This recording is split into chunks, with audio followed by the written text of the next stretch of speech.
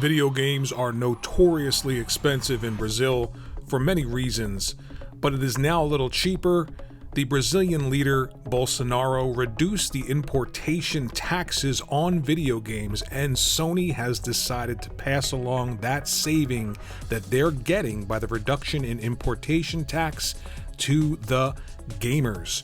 Yes, the PlayStation 5 and everything PlayStation related got an official price drop passed along to the consumers in Brazil. The PlayStation 5 Digital Edition, the Physical Edition, the DualSense White controller, the DualSense Cosmic Red, the DualSense Midnight Black, the HD camera, even the PlayStation 4 and the DualShock 4 Jet Black and DualShock 4 Colors wireless controllers all have gotten a price drop to reflect that savings that Sony is getting based on the reduction in the import tax. Now, this is a super pro-consumer move. Essentially, they're making more money paying less import tax to put their products in Brazil.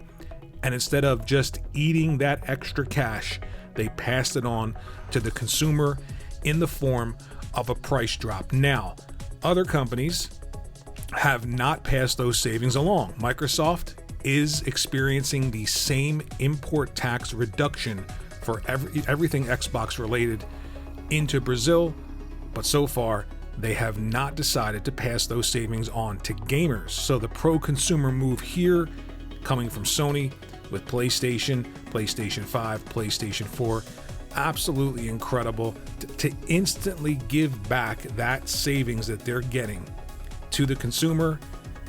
Goes a long way to create goodwill and also goes a long way to push out PlayStation hardware in Brazil to Brazilian gamers. Now you really have to wonder, with the reduction in that tax, why hasn't Microsoft decided to put their prices more in line with the market now that they are saving more money? They are paying less import tax. Why haven't they decided to match Sony's move here and to give their products a competitive advantage the way that Sony has instantaneously in that market? Next up, Microsoft is following Sony when it comes to a next generation user interface. Since the launch of the PlayStation 5 and Xbox Series consoles, one thing was very clear. Sony decided right from the start you were going to get a 4K experience from the UI directly launching a game, and then a seamless experience going from that UI to the game. With the Xbox, lower resolution UI, launching a game, your television has to flicker on to HDR mode, change the resolution, and then you're into the game. It is very jarring, especially when you compare it to the PlayStation 5. When I got a PlayStation 5, one of the first things I noticed was how amazing the UI looked and how seamless it was going from the UI to a game. Microsoft's deciding to test a 4K user interface following Sony. Last generation, they decided to add a share button to their controller, and this generation already, they're copying some features that should have been there from the start.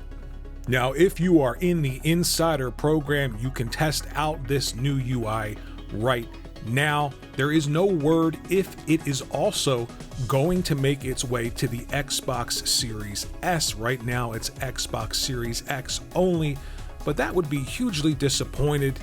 I would be hugely disappointed if that did not make its way to the Xbox Series S as well. Microsoft wants the same experience across all of their devices, so can't really claim to have the same experience when you have one user interface that feels like it's stuck in last generation, while the other user interface is getting an update brought into this generation the way that Sony did from the start.